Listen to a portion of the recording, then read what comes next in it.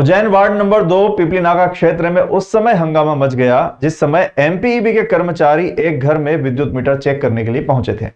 उस दौरान जब वो घर में घुसे तो उस समय एक महिला घर में अकेली थी और उसने एमपीईबी कर्मचारियों को यह कहकर रोक दिया कि अभी वो घर पर अकेली है, आप लोग बाद में आइएगा। लेकिन एमपीईबी के कर्मचारियों ने महिला की बात न सुनी और सीधा घर में घुस गए, जिसको लेकर महिला ने हंगामा मचाया तो क्षेत्रीय रहवासी वहां पहुंच गए और एमपीईबी के कर्मचारियों को पीटना प्रारंभ कर दिया।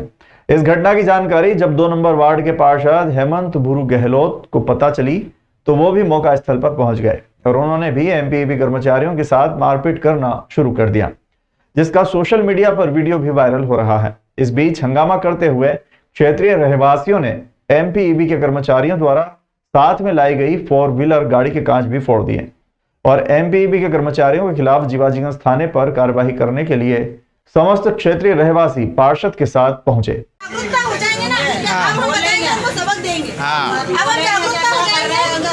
बना लो। हम ऐसा नहीं चाहते हैं, हम बिल भर रहे हैं सर। आप हमारे मोबाइल में मैसेज आता है, हम मोबाइल बिल भर रहे हैं। हम अगर चोरी करते हैं तो हम बिल नहीं भरते, तो आप हमारे घर में और मीटर चेक करने का पूरा महावीर नगर का आपको चेकिंग करने की छूट है। मैं अपने साथी जो कनिष्ठ थे वीरेंद्र रावत साहब, उनके पास ऑनलाइन कंप्लेंट आई थी रुक्मणी बाई शंकर लाल की, पिपली नाका चौराहे की। तो हम वहाँ पे कंप्लेंट देखने गए थे। वहाँ पे पारस गहलोत जी की ज्वेलर्स की दुकान है, वहाँ बगल में रास्ता है, वहीं पे खड़े होकर हम जो है कि कंप्लेंट की में क्या करना है, देखना है, वो देखने की बात ही कर रहे थे। तभी आते हैं हेमंत गहलोत जी जो कि पार्षद है वर्तमान में। उन्होंने बोला कि मैंने मना किया था तेरे को भरथरी गुफा में कि मेरे क्षेत्र में दिख मत जाना, और ऐसा कह के वो गाली गलौज करने लग गए। तो मैंने अर्जुन राजौरिया जो मेरे साथी कर्मचारी हैं उनको बोला कि आप वीडियो रिकॉर्डिंग करो। तो उसने मोबाइल निकाल करके अपना वीडियो रिकॉर्डिंग चालू कर दिया उन्होंने। तो जब ये देखा उन्होंने हेमंत गहलोत जी ने, और एक उनके साथ जो उनका एक और व्यक्ति था उसका नाम पृथ्वीराज पिता पारस गहलोत, इन दोनों ने देखा तो उसके पास दौड़ के गए और उसके बाद जो है उसका मोबाइल छीना झपटी करने लग गए। जब उसके मोबाइल छीना झपटी करने लगे तो मैंने अपना मोबाइल निकाल के रिकॉर्डिंग चालू की और सबसे कह दिया साहब अपना मोबाइल का निकाल के रिकॉर्डिंग चालू करो। तो वो मेरे को पास दोनों लोग, उनको मोबाइल तो छीन लिया अर्जुन का, उसका मेरे पास है और मेरे साथ मोबाइल छीनने की कोशिश करके फिर मारा पीटी चालू कर दी उन्होंने। आज मैं दोपहर में जब खाना खाकर सोया था घर पे, तो मेरे को बच्चों ने आके बताया कि एमपीबी के कोई अधिकारी 5-7 आए और हमारे घर में घुस गए। मैं गया, इस बीच मेरे को रास्ते में वो मिले। मैंने कहा आप बिना पूछे हमको तो अवगत कराते। महिला से मैंने पूछा क्या हुआ, तो उन्होंने बताया कि मैंने कह दिया कि शाम को आना, जो भी चेकिंग करना जो करना आपको, हम चोरी कर रहे हैं, हम चोर लग रहे हैं तो आप कर लेना शाम को, हमारे पति आए। अभी मैं अकेली महिला हूँ। ये पीछे एकांत का घर है उनका, एक का ही रास्ता है खाली उस गली में, और वहाँ पे दुर्गेश परिहार नामक कोई व्यक्ति था। उनने महिलाओं से जो अपने पड़ोस में रहते हैं राधा करके हैं उनसे और आसपास के जो मीटर थे उनमें छेड़छाड़ कर रहे थे। मैंने क्या कि इन मीटरों को क्यों देख रहे हैं, जब इनसे तकलीफ है आपको तो इनके यहाँ कर लो चलो। तो उन्होंने गाली, मैंने क्या कि मैं आप कौन मेरे से पूछे, तो मैंने क्या मैं इस क्षेत्र का जनप्रतिनिधि हूँ। तो मेरे पास एक बच्चा खड़ा था, उससे उनने अभद्र व्यवहार करा, इन्हें हाथ उठाया। तो हाथ उठाया तो मेरे को बोलने में आया कि मैंने क्या आप बच्चे और महिलाओं को कुछ समझ ही नहीं रहे हो, आपको जिस किसी भी प्रकार का एमपीबी को सहयोग चाहिए तो हम जनप्रतिनिधि है, हमको थोड़ा सा अवगत कराए और हम हर चीज़ करने के लिए तैयार हैं आपके साथ। जी, आज थाना जीवाजीगंज के क्षेत्र अंतर्गत पिपली नाके पर विद्युत विभाग की एक टीम कुछ काम से गई थी अपने, और वहाँ पर जो एक दूसरा पक्ष था उससे उनका कुछ विवाद हुआ है और जिसमें दोनों पक्षों के द्वारा थाने पर आवेदन दिया गया है।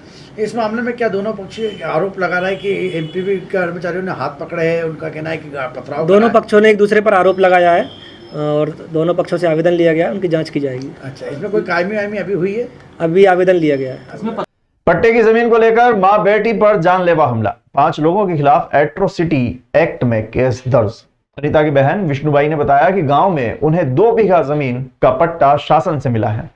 इसे पड़ोसी खेत वाले गुर्जर हथियाना चाहते हैं। उज्जैन में माखड़ोन थाना क्षेत्र के कपेली गांव में महिला व युवती की लठ से पिटाई किए जाने का वीडियो वायरल हुआ है।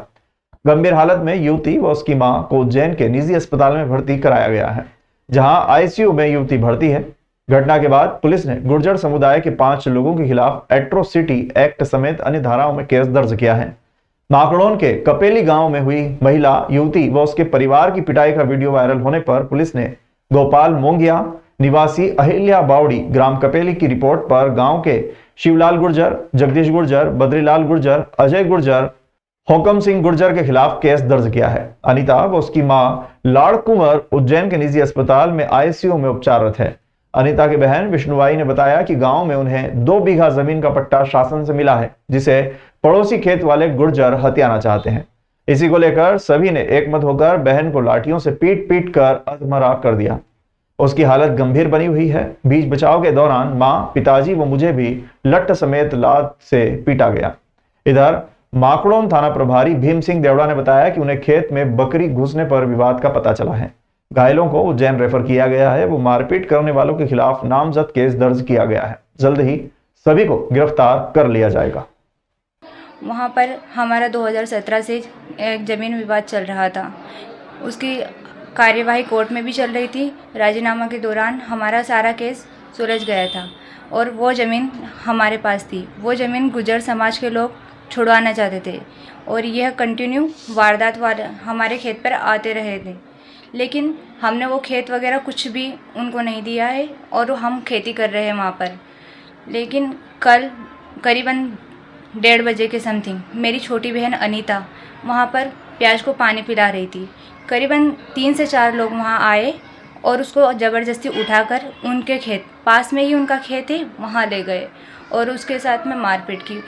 मारपीट करने के दौरान मेरी मम्मी पास में थी और वो वहाँ पर आई और छुड़ाई तो मेरी मम्मी को भी मारपीट की। उन्होंने लाठी से मारी।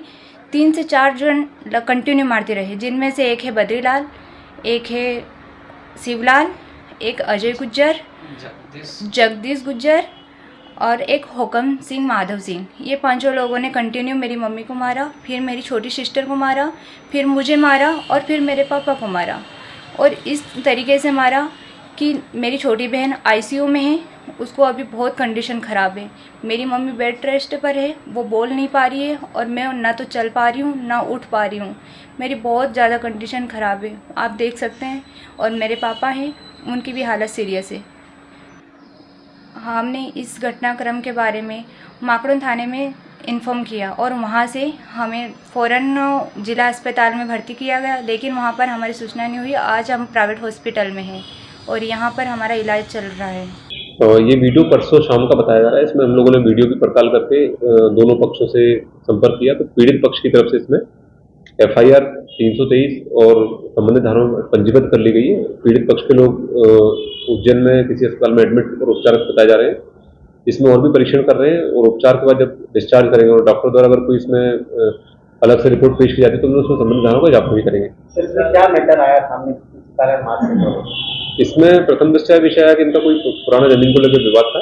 उस विवाद पर इनकी आपस की मारपीट हुई, वीडियो वायरल हुआ, पुलिस के संज्ञान में विषय आया था। हम लोगों ने संबंधित धाराओं में FIR करी है और पीड़ित पक्ष का कहना है कि इसमें धाराएं बढ़ाई है, तो धारा बढ़ाने को लेकर हम लोग डॉक्टर से बात कर रहे हैं। डॉक्टर की रिपोर्ट से अगर कोई रिपोर्ट में ऐसा चीजें इन्फॉर्मेशन आती है तो हम लोग संबंधित धारा में इजाफा करेंगे। कितने लोगों की गिरफ्तारी हुई? गिरफ्तारी अभी जो धाराएं हैं वो गिरफ्तारी वाली धाराएं नहीं है, तो फिलहाल इसमें गिरफ्तारी का प्रावधान नहीं है।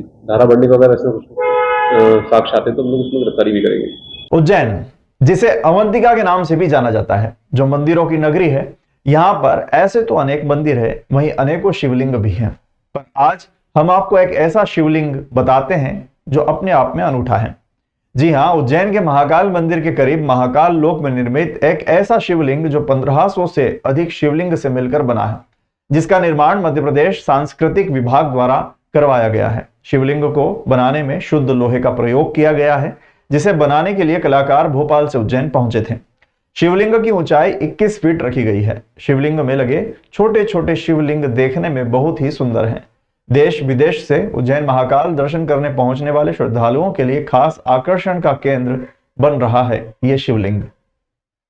ये छोटे छोटे शिवलिंग से बहुत बड़ा शिवलिंग बनाया गया है, जो कि बहुत आकर्षित है, जो पर्यटकों के लिए वृद्धि का केंद्र बना हुआ है। मैं मध्य प्रदेश रायसेन के उदयपुरा से आई हूँ। मेरा नाम शिवानी राजपूत है। कैसा लगा आपको? बहुत अच्छा लगा और ये पूरा ही महाकाल कॉरिडोर बहुत अच्छा है मैं महाकाल दर्शन के लिए दूसरी बार महाकाल मतलब संयोग हुआ, जो कि बहुत ही आकर्षित पूर्ण है। हम हर बार आते हैं तो हर बार नई नई चीज देखने के लिए मिलती है, जो कि कॉरिडोर में सप्त ऋषि बनाए गए हैं, जो कि बहुत ही ज्यादा आकर्षित है। साथ ही त्रिवेणी संयोग में छोटे छोटे शिवलिंग से बड़े शिवलिंग का निर्माण किया जा रहा है, जो कि पर्यटकों के लिए बहुत ही आकर्षित रहेगा। और हमारे मध्य प्रदेश में दूर दूर से आएंगे पर्यटक, जिसमें मध्य प्रदेश के उज्जैन संभाग की दूर दूर में पहचान होगी। अन्य भारत के अलावा अन्य विश्व में भी हमारे उज्जैन के बारे में चर्चाएं होंगी। जी नमस्कार सर, ये मध्य प्रदेश शासन संस्कृति विभाग के माध्यम से इस कार्य को किया जा रहा है, जो कि त्रिवेणी संग्रहालय के परिसर में हम देख रहे हैं। तो छोटे छोटे 1500 से अधिक शिवलिंग जो कि लोहे के माध्यम से बनाए गए हैं, उनसे मिलकर एक बड़ा विशाल शिवलिंग वहाँ पर निर्मित किया गया है, जो कि जिस तरह से महाकालेश्वर जी की मूर्ति है उसी प्रकार से वो भी दक्षिण मुखी है और उत्तर की तरफ के जलाधारी है। तो अभी उसमें थोड़ा सा काम जो है पूर्ण रूप लेने में, आप कुछ समय बाद आएंगे तो वो पूर्ण रूप ले लेंगे। अभी रंग रोगन उसमें कुछ होना है बाकी, और कुछ शिवजी से संबंधित जो प्रतीक स्वरूप उनके सिंबल हैं, उनको भी हम नवाचार की दृष्टि से जो भी संभव हो पाएगा वो यहाँ पर होगा। कहाँ के कारीगर? भोपाल के कुछ कलाकार हैं सर, उनके माध्यम से इस शिवलिंग को बनाया गया है, जो कि इसका माध्यम है लोहे से ये पूरा शिवलिंग जो है निर्मित किया गया है। टोटल कितने? 1500 से अधिक सर एक शिवलिंगों को मिलाकर एक बड़ा शिवलिंग बनाया गया है। आप देखेंगे कि हर शिवलिंग पर नागाकृति जो है, नाग देवता को वहाँ पर प्रदर्शित किया गया है। नगर पालिका निगम द्वारा परंपरागत रूप से आयोजित कार्तिक मेले का गुरुवार को शुभारंभ हो गया। सर्वप्रथम मां सरस्वती के चित्र पर माल्यार्पण एवं दीप मालिका प्रज्वलित करते हुए महापौर मुकेश टिटवाल की अध्यक्षता एवं विधायक अनिल जैन कालूहेड़ा के मुख्य आतिथ्य और पूर्व मंत्री पारस जैन, पूर्व यूडीए अध्यक्ष जगदीश अग्रवाल के आतिथ्य तथा नगर निगम अध्यक्ष कलावती यादव, निगम आयुक्त रोशन कुमार सिंह, MIC सदस्यों, पार्षदों की विशेष उपस्थिति में किया गया। महापौर मुकेश टिटवाल ने अपने संबोधन में कहा कि यह मेला इस बोर्ड का दूसरा मेला है। पहले मेले में भी हमारा प्रयास रहा है कि हम मेले को एक नया स्वरूप दें। इस बार आचार संहिता के चलते मेला देरी से प्रारंभ हुआ है। हमारा प्रयास रहेगा कि हम मेले को पूर्ण परंपरागत रूप प्रदान कर सकें। हमने मेले में व्यवस्था परिवर्तित करते हुए दुकानों, झूलों, स्थलों को ऑनलाइन आवंटित किया है। वो व्यवस्था कुछ जल्दबाजी के कारण ठीक से हो नहीं पाई। इस वर्ष भी जब ये मेले का आयोजन हुआ तो चुनाव का समय था, परसों ही आचार संहिता हटी है, तो उसके बाद फिर हम इस मेले में कुछ कार्रवाई कर पाए।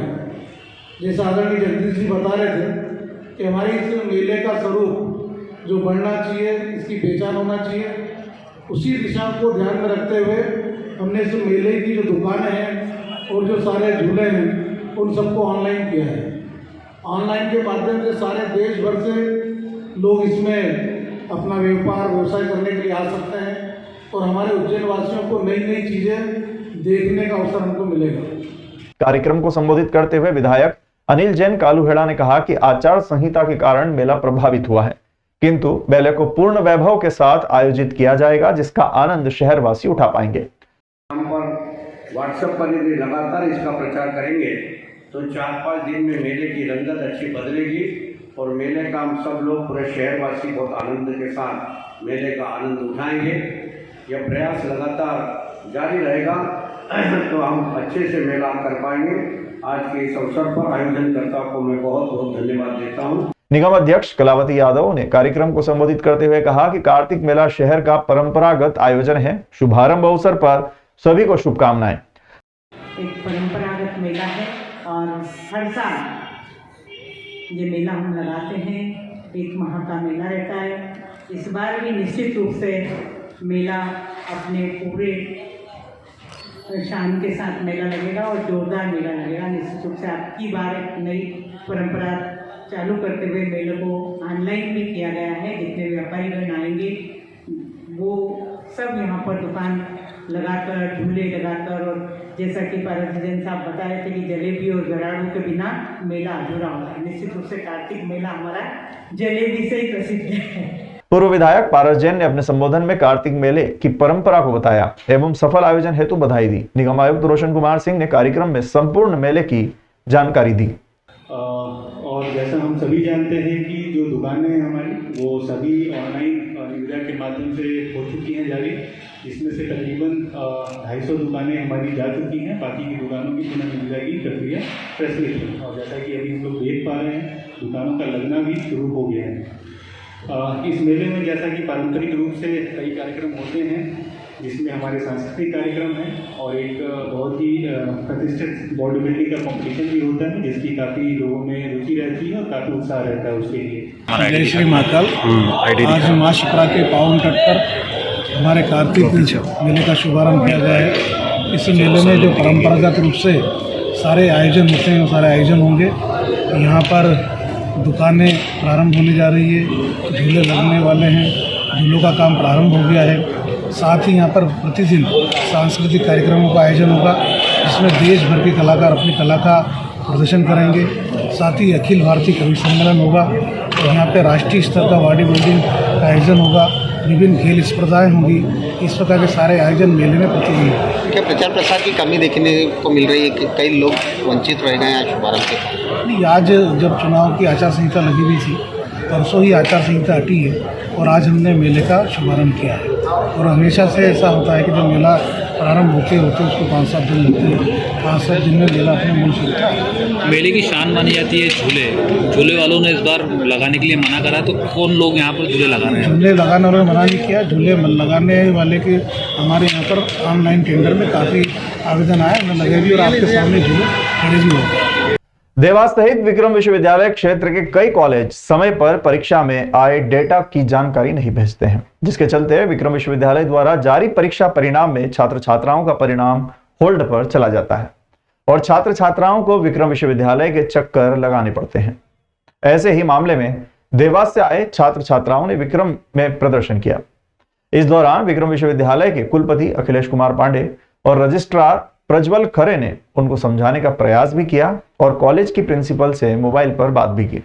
इस दौरान यह भी जानकारी मिली है कि देवास के कॉलेज ने डेटा समय पर नहीं भेजा।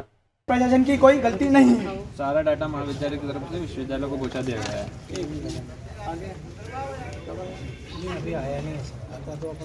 सर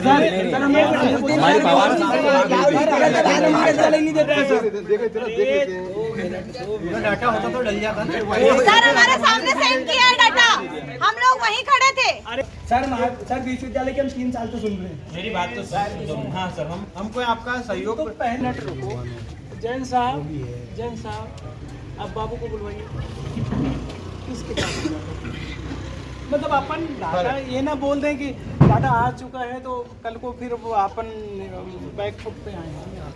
नहीं सर, नहीं आता तो लिखित में दोगे ना। कॉलेज के प्रिंसिपल को सीसी और प्रैक्टिकल के नंबर यहाँ नहीं आते यूनिवर्सिटी में, उनको एक लिंक दिया जाता है, उस लिंक पे उनको चढ़ाना चाहिए, जो कि देवास ही नहीं बल्कि ऐसे कम से कम 3500 विद्यार्थियों के रिजल्ट को प्रिंसिपल लोगों ने चढ़ाया नहीं।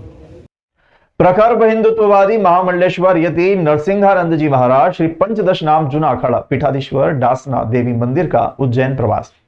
सनातन धर्म और उग्र हिंदुत्व के प्रबल समर्थक व सबसे चर्चित व्यक्तित्व यति नरसिंहानंद जी उज्जैन आगमन पर है। श्री पंचदशनाम जूना अखाड़ा के महामंडलेश्वर यति नरसिंहानंद गिरी जी महाराज एक 5 दिवसीय धार्मिक आयोजन में भाग लेने के लिए उज्जैन आ रहे हैं। कार्यक्रम की रूपरेखा को अंतिम रूप दिया जा चुका है। डासना धाम के पीठाधीश्वर और वैदिक सनातन राष्ट्र के प्रबल समर्थक संत यति जी महाराज उज्जैन में होने जा रहे 5 दिवसीय मां बगलामुखी यज्ञ में सम्मिलित होने उज्जैन आ रहे हैं। यज्ञ के साथ साथ वे प्रतिदिन धर्म सभा को भी संबोधित करेंगे। यति महाराज के शिष्य यति यतेंद्रानंद जी ने बताया कि 9 दिसंबर से लेकर 13 दिसंबर तक नरसिंह घाट क्षेत्र में मां बगलामुखी यज्ञ का आयोजन किया जा रहा है, जिसमें सुबह 9 बजे से लेकर शाम 7 बजे तक यज्ञ का आयोजन होगा और दोपहर 3 बजे से लेकर शाम 5 बजे तक प्रतिदिन धर्म संवाद आयोजित किया जाएगा, जिसमें यति महाराज के प्रवचन होंगे। 13 दिसंबर को पूर्णाहुति होगी। इस बीच यति महाराज अन्य सामाजिक सांस्कृतिक संस्थाओं में भी व्याख्यान देंगे। हर हर महादेव। मैं यति यतेंद्रानंद सरस्वती शिष्य यति नरसिंहानंद जी महाराज महामंडलेश्वर श्री पंचदशनाम जूना अखाड़ा और पीठाधीश्वर डासना देवी मंदिर। ये प्रेस कॉन्फ्रेंस आज पत्रकार बंधुओं के बीच हमने इसलिए की है ताकि हम एक बगलामुखी यज्ञ और धर्म संवाद उज्जैन में नरसिंह घाट पर श्री शंकराचार्य मठ में आयोजित करने जा रहे हैं। इस मठ में इस कार्यक्रम में हम 5 दिन सुबह शाम माँ बगलामुखी का यज्ञ करेंगे और दोपहर के समय प्रतिदिन धर्म संवाद होगा, जिसमें यति नरसिंहानंद जी 5 दिन मुख्य वक्ता के रूप में रहेंगे। सनातन बंधुओं के धर्म और राष्ट्र के विषय में जो भी प्रश्न होंगे उनके भी जवाब दिए जाएंगे और सारी चर्चा जो है वो गीता जी के माध्यम से रहेगी और गीता जी पर आधारित हिंदुओं का जो धार्मिक कर्तव्य है वो सनातनियों को समझाया जाएगा या संदेश दिया जाएगा। टीवी एक्टर अर्पित त्राका ने किए महाकाल के दर्शन, भस्म आरती में शामिल हुए। महाभारत में उन्होंने दुर्योधन का किरदार निभाया है। ज्योतिर्लिंगों में से एक महाकाल मंदिर में शुक्रवार सुबह महाभारत सीरियल में दुर्योधन की भूमिका निभाने वाले एक्टर अर्पित त्राका ने दर्शन किए। सुबह 4 बजे वे महाकाल की भस्म आरती में शामिल हुए।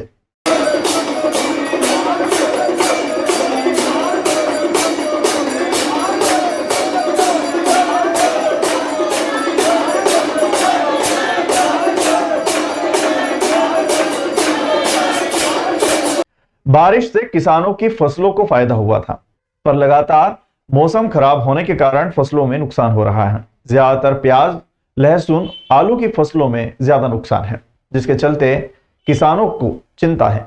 हालांकि फसलों को धूप की आवश्यकता है। जैसे ही मौसम खुलेगा तो किसान की फसल, खेत लहराते हुए नजर आएंगे। हालांकि अभी फसलों में सिंचाई की कोई आवश्यकता नहीं है। वहीं किसान यशपाल ने जानकारी देते हुए बताया कि मौसम की वजह से फसलों में नुकसान होने लगा है। 2 दिन की बारिश हुई थी, उसमें तो फायदा हुआ था, किसानों को बहुत फायदा हुआ था, पर अब लगातार धूप नहीं निकल रही है और कोहरा बना हुआ है। इस कोहरे से फसल को भयंकर नुकसान है।